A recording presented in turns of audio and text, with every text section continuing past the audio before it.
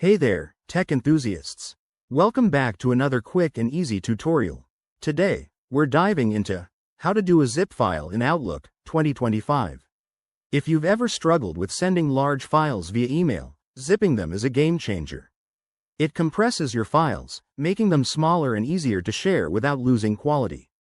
By the end of this video, you'll be zipping like a pro. Let's jump right in. First things first, make sure you have Microsoft Outlook installed on your computer. We're assuming you're using the 2025 version, which has some sleek updates for better file handling.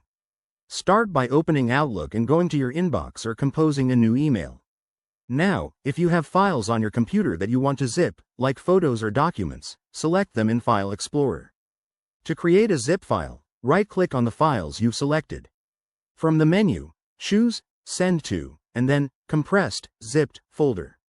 This will automatically create a .zip file for you.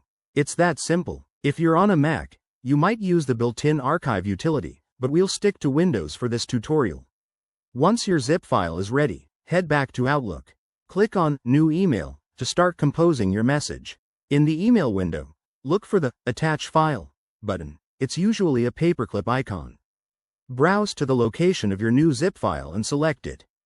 Double-check the file size. Zipping should have reduced it significantly, helping you avoid those annoying email size limits.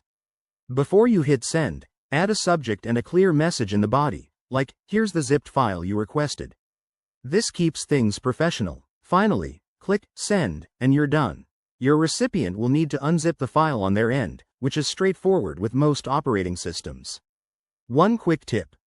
Always scan your files for viruses before zipping and sending to keep things secure. If you're using Outlook 2025, explore the new integration with OneDrive for even easier file sharing. Thanks for watching. If this helped, give it a thumbs up, subscribe for more tech tips, and let me know in the comments what you want to learn next. See you in the next video.